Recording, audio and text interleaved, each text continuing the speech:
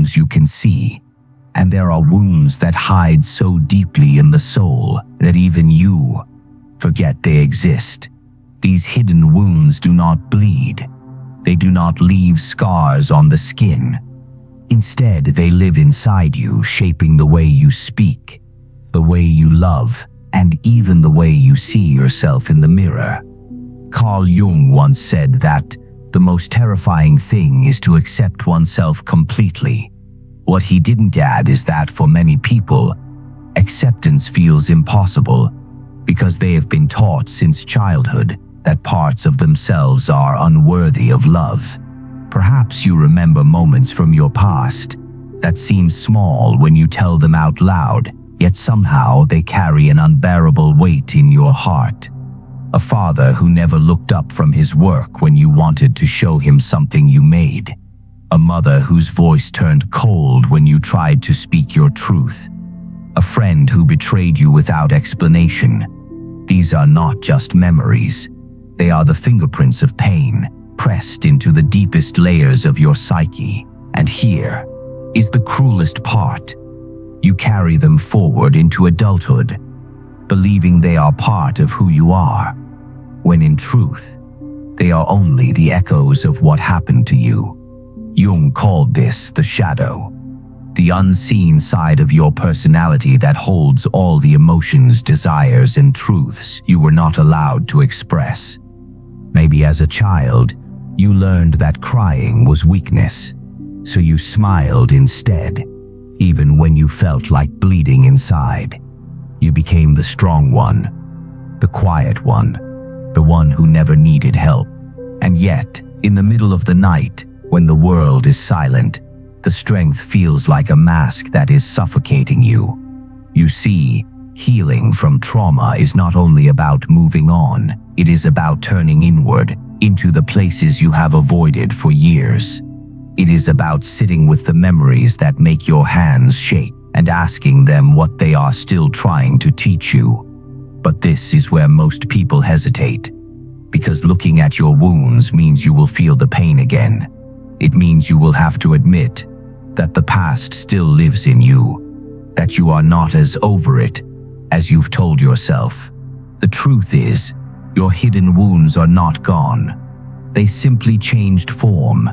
They turned into the way you distrust others, the way you reject love before it can reject you, the way you sabotage your own peace without knowing why. It is like walking through life wearing invisible chains, chains that make you hesitate before speaking your truth, chains that make you shrink when you should rise. And these chains are not broken by pretending they do not exist. Imagine a garden left untended for years. The soil dries, weeds take root, and what was once full of life becomes tangled and heavy. This is your inner world when trauma is ignored. Healing is the slow, patient work of pulling those weeds, not in anger but with care, because beneath them, there is still fertile ground. Jung believed that what you avoid will not just disappear, it will return, again and again, until you finally face it. This is why people often find themselves in the same painful situations, with different faces, different places, but the same wound at the center. You date the same kind of person, even though you swore you never would. You end up in the same arguments, even though you promised yourself you'd stay calm. You sabotage the same opportunities, even though you know you deserve them. The wound is calling, and it will keep calling until you answer. Sometimes the call comes as a breakdown. Sometimes it comes as a slow, quiet emptiness that spreads through your life until nothing feels alive anymore. It is your soul's way of saying you cannot carry this any longer. You might think healing means becoming the person you were before the pain, but you cannot go back. The old version of you no longer exists. Healing means becoming someone new. Someone who carries wisdom in the place where the wound once was. And this is not a fast process. It cannot be done in a weekend retreat or a single breakthrough. It is the work of a lifetime. It begins the moment you stop running from your story, the moment you sit with your younger self, look them in the eyes, and tell them, "I see you, I believe you, and I will not abandon you again." From there, the journey unfolds. Sometimes it is beautiful, sometimes it is unbearable, but always it is real. And here is the paradox. The deeper you go into your pain, the more you discover your strength. Because pain is not just an enemy, it is a messenger. It is the proof that you have survived things that once threatened to destroy you. So when you feel the old wounds stirring inside you, do not silence them. Do not hide them behind a smile or bury them under busyness. Listen. There is something they still need you to hear. Your hidden wounds are not there to punish you. They are there to show you where you are still incomplete. And every time you bring light to one of them, you take back a piece of yourself. One day, you will look back and realize that the very things that once made you feel broken are the same things that gave you depth, empathy, and an unshakable connection to the truth of who you are. But that day begins here, with the courage to stop pretending you are unscarred and to start living as someone who is willing to meet their soul exactly as it is. There is a silence that follows great pain. It is not the soft, peaceful silence of a quiet evening. It is heavy, as if the air itself has weight. It is the kind of silence that sits in the chest and does not move. We often imagine that healing begins when the wound closes.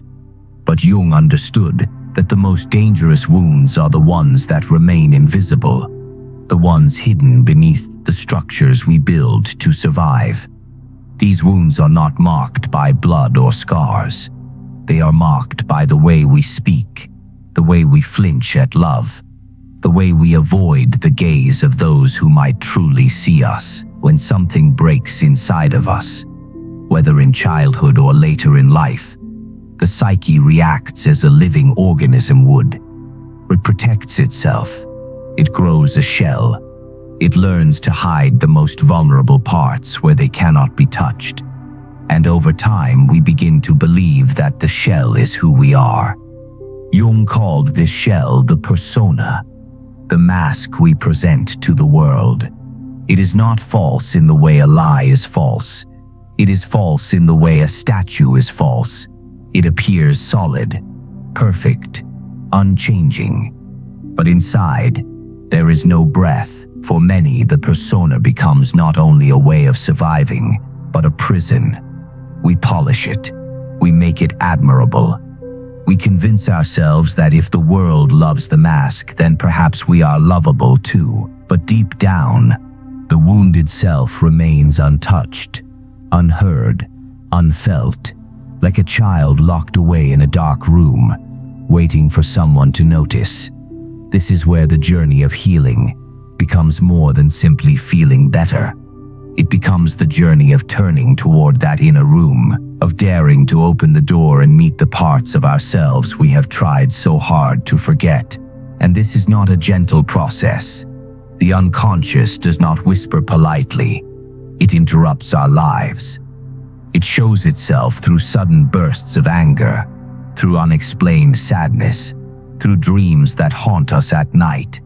If we ignore it long enough, it manifests in our bodies, in fatigue, in illness, in a deep, unshakable exhaustion of the soul. Jung once said that the task of life is not to perfect ourselves, but to make ourselves whole. Wholeness requires us to reclaim what we have banished into the shadow. It asks us to sit in that heavy silence and listen for the voice of the forgotten child inside us. The difficulty is that the shadow does not return to us in its original innocent form. It returns wrapped in everything we fear: shame, rage, grief, vulnerability. We must be willing to touch what feels untouchable, to see what feels unbearable. This is why so many people avoid the work of the soul. It is easier to remain distracted, to stay busy polishing the mask, than to strip it away and face the rawness underneath. It is easier to read about healing than to sit in the quiet room and hear the sound of your own pain breathing. But there is a strange paradox here. The more we run from our wounds, the more power they hold over us.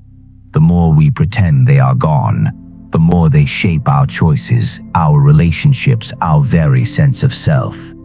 We think we are free, but in truth, we are only moving within the narrow boundaries our wounds have drawn for us. To break free, we must be willing to descend, to step into the underworld of the psyche, where the air is thick and the light is dim. This descent is not a single moment of courage. It is a daily choice. It is the choice to stop running, to turn toward the places we swore we would never go. And yet, when we finally dare to enter, something unexpected happens. The darkness is not as empty as we feared. There is a pulse there, a faint but steady warmth, the part of us that has been waiting all along, not to punish us, not to condemn us, but to be acknowledged, embraced, and finally brought into the light. In Jungian terms, this is the beginning of individuation, the process of becoming who we truly are, rather than who we learn to be in order to survive. It is the moment when the self begins to integrate what was once split apart, and integration is not about erasing the past or forgetting the pain. It is about holding both the wound and the healing in the same hands. There is a kind of sacredness in that act. It is the moment when the soul whispers, "I am still here," and in that recognition a subtle shift begins. The silence that once pressed down on us begins to change. It becomes spacious. It becomes the ground on which something new can grow. This growth is not loud. It does not announce itself with fireworks or sudden transformation. It moves like roots beneath the soil, quietly, persistently, invisibly at first. But over time, the roots take hold, and we begin to feel a stability we have never known. The wounds remain part of our story, but they are no longer the authors of it. We are no longer defined by what was done to us. We begin to speak from a deeper place, not the polished voice of the persona, but the grounded voice of the soul. And in that moment, something profound becomes clear. The wound was never the enemy. The wound was the doorway. It was the invitation to meet ourselves in a way nothing else could have made possible. The journey into healing is never linear. It is not a road we walk in straight lines, nor is it a staircase where each step predictably follows the last. It is more like a spiral. We return to the same places, the same wounds, the same memories. But each time, we are different. Each return holds the possibility of seeing the old pain with new eyes. Sometimes it is gentler. Sometimes it is harsher, but always there is the invitation to look deeper. In the beginning, it may feel as though life is asking you to relive your suffering. The faces reappear. The rejections repeat.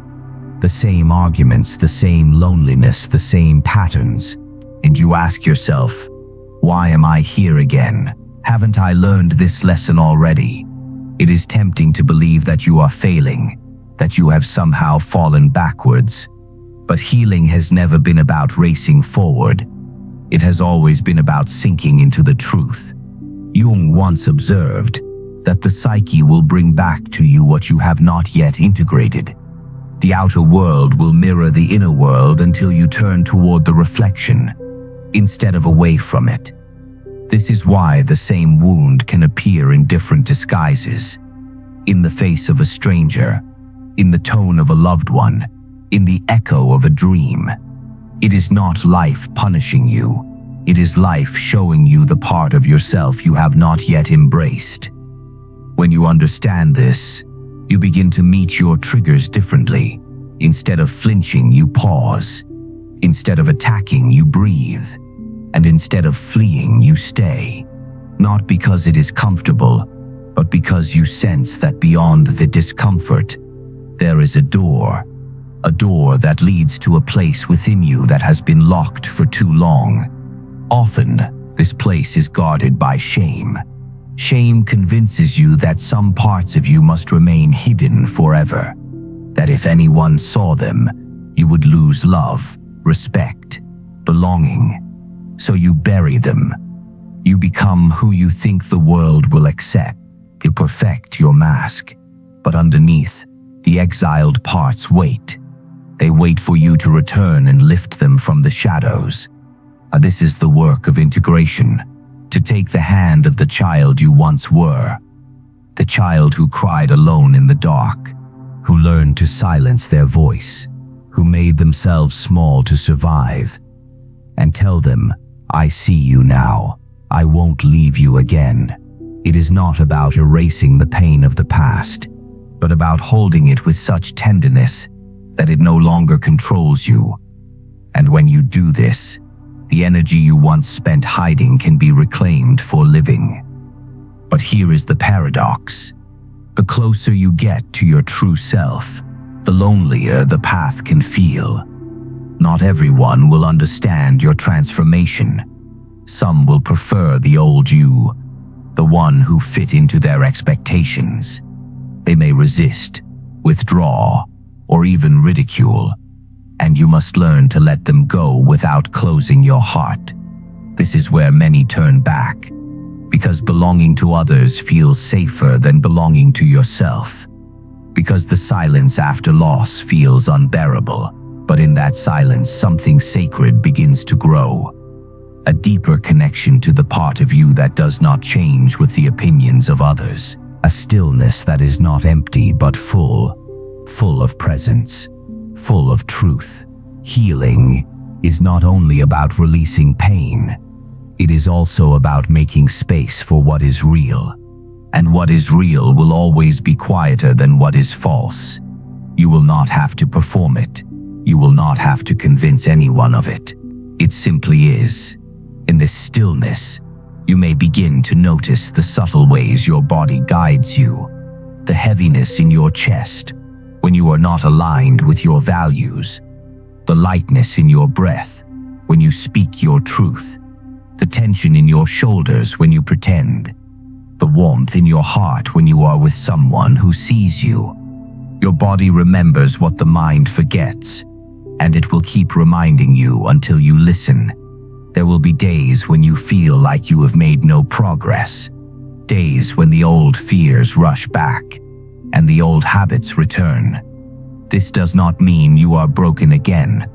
It means you are human. Healing is not the absence of struggle.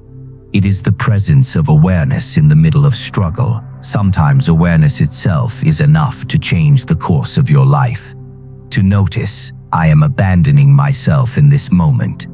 And to choose differently, to say no when you once said yes out of fear, to take a step back when you once chased for validation, to speak the truth even if your voice shakes.